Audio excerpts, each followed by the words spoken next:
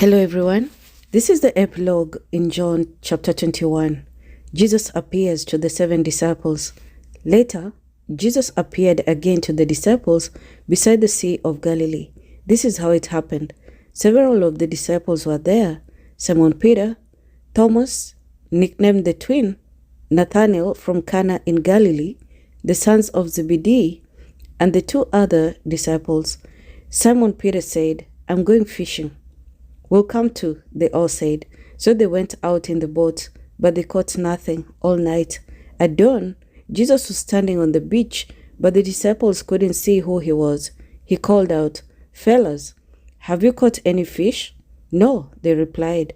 Then he said, "Throw out your net on the right-hand side of the boat and you'll get some." So they did, and they couldn't haul the net because there was so many fish in it. Then the disciples Jesus loved said to Peter, "It's the Lord."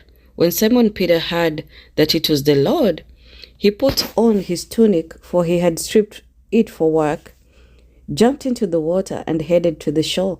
The others stayed with the boat and pulled the laden net to the shore, for they were about 100 meters from the shore.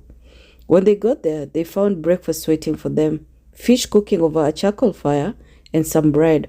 "Bring some of the fish you just caught," Jesus said. So Simon Peter went aboard and dragged the net to the shore. There were 153 large fish, and yet the net hadn't torn. "Now come and have some breakfast," Jesus said. None of the disciples dared to ask him, "Who are you?" They knew it was the Lord. Then Jesus served them the bread and the fish. This was the 3rd time Jesus had appeared to the disciples since he had been raised from the dead. After breakfast, Jesus asked Simon Peter, "Simon, son of John, do you love me more than this?" "Yes, Lord," he replied. "You know I love you." "Then feed my lambs," Jesus told him. Jesus repeated the question, "Simon, son of John, do you love me?" "Yes, Lord," Peter said. "You know I love you." "Then take care of my sheep," Jesus said. A 3rd time he asked him, "Simon, son of John, do you love me?" Peter was hurt that Jesus asked the question a 3rd time. He said, "Lord, you know everything. You know that I love you." Jesus said, "Then feed my sheep. I tell you the truth, when you were young, you were able to do as you liked. You dressed yourself and went wherever you wanted to go. But when you're old, you will stretch out your hands, and others will dress you and take you where you don't want to go." Jesus said this to let them know what kind of death he would glorify God. Then Jesus told him, "Follow me."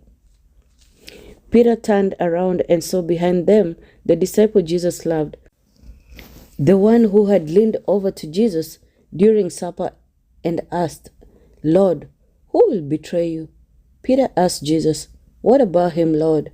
Jesus replied, "If I want him to remain alive until I return, what is that to you? As for you, follow me." So the rumor spread among the community of believers that these disciples wouldn't die. But that isn't what Jesus said at all. He only said, "If I want him to remain alive until I return, what is that to you?"